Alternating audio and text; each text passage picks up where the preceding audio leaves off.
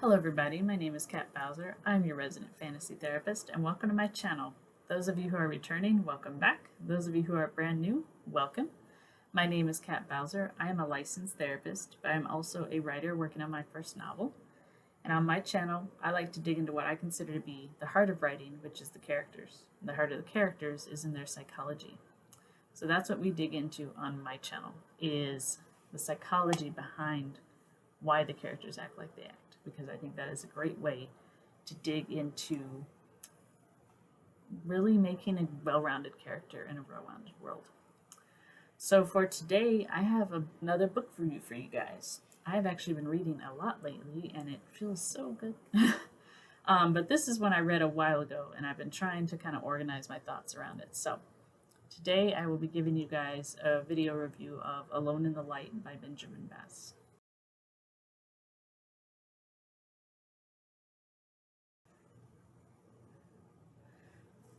So this book, I actually received a free copy from the author. I actually won it in a giveaway, which was great. And I've been wanting to talk about it for a while, so we're just going to jump right into it. Like I do with all my reviews, this is no spoilers. I'm not going to give away anything that isn't revealed on the back of the book.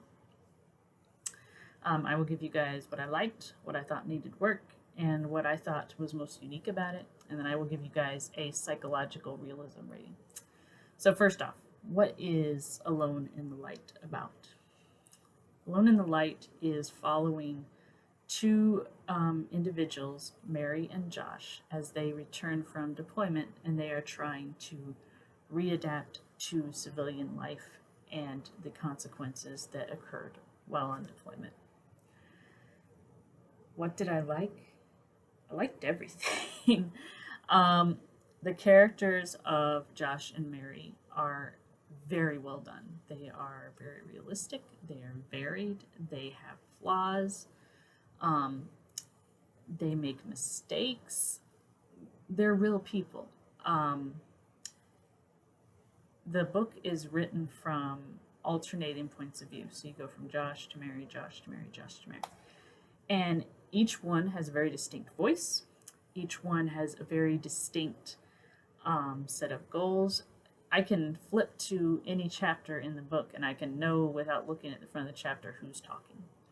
And that's great because each character should have a well-developed sense of voice. They should feel different because they are different. And the differences that are established between the characters are very clear, and I love seeing that.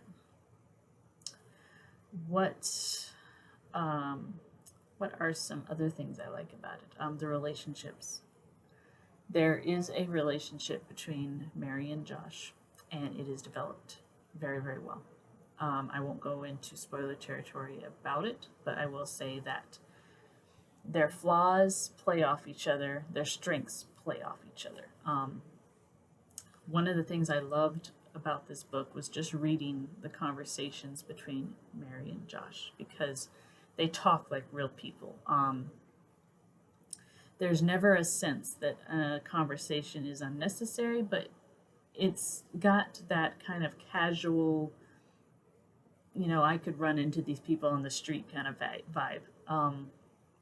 They talk about things that regular people talk about. They talk about their hobbies, they talk about things they like, talk about things they don't like. They tease one another. And just overall, they feel very real. I think that's the best way I can describe the relationship and the characters is they feel real. And that makes the story more engaging because if I am engaged and I believe in the characters, I can follow their goals and their triumphs and their struggles all the more easier. So knowing what Josh is struggling with and knowing what Mary is struggling with, when I read about them dealing with people that get on their nerves, when I'm dealing with trauma and things like that, I feel all the more for them because I feel like I know them. I feel like I've met them. And that is the sign of a great writer. So I was very appreciative of that. What are things I thought needed work? This is one of those books where honestly, I can't really think of anything I did not like. And it's very rare for me to have a book like that, especially because I tend to think that no book is perfect. I always seem to think there's something that could be done to improve it.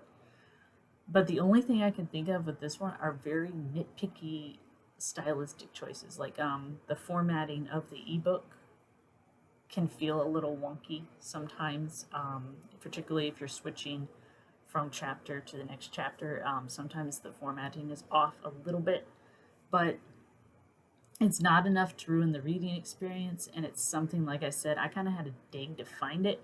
Um, so I would really consider this to be one of those rare books where I really can't think of anything that's wrong with it. um, what is the unique thing about this book I like? The depiction of PTSD. Um, PTSD is a very complex disorder. It presents differently in different people. It presents differently depending on what the person has been through. It presents differently depending on their support network. And that is displayed flawlessly here. Um, as far as I'm aware, the author, while this is a fictionalized account, he said he based a lot of it on personal experience, and you can tell because it does one thing that a lot of people miss out when they do PTSD, and that is people that are going through PTSD are not always the nicest people. And I think people are afraid to address that because they sympathize with the person, they understand why they act the way they do, but they don't like to display them in stories as being abrasive or angry or reactive or things like that. But that's what people going through PTSD do.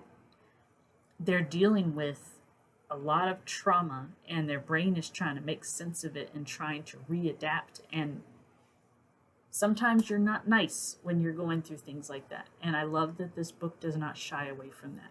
Sometimes I was reading through a chapter and I agreed with the character when he said, "Man, I'm being an asshole." Because he was.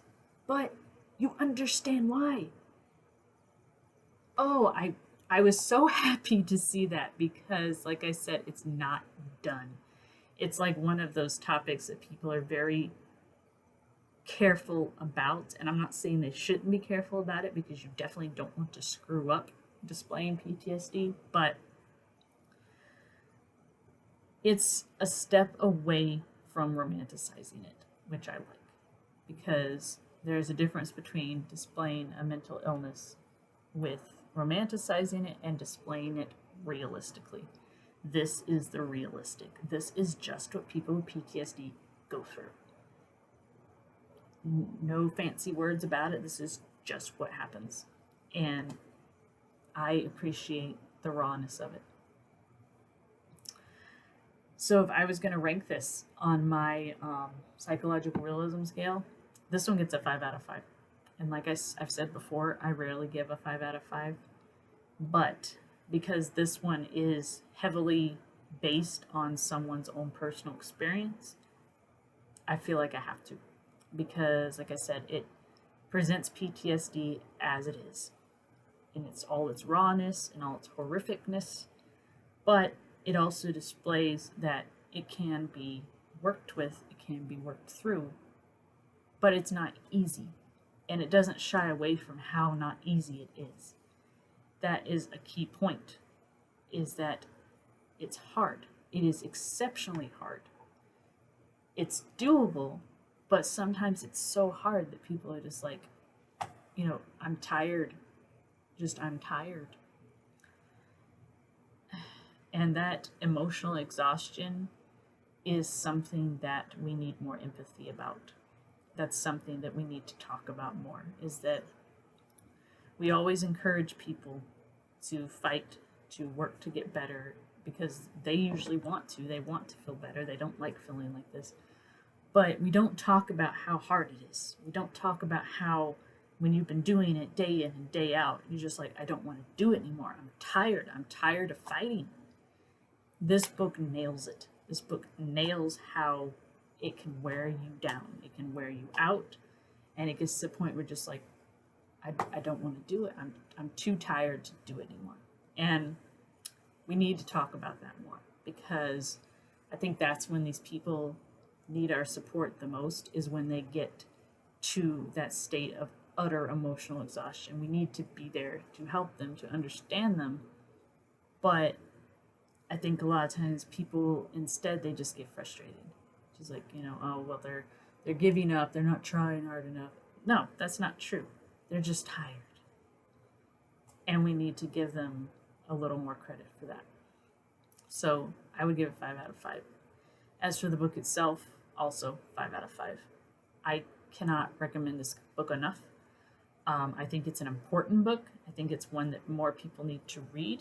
Like I said, it nails PTSD, it nails the relationships, it nails the characters. This was a debut novel, and I was astounded that this was a debut novel because it was so well polished, so well done.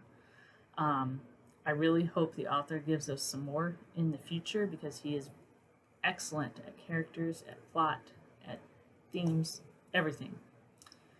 So go out and buy it, guys. It's on Amazon. I will link it below. Definitely check this author out. He's also on Twitter.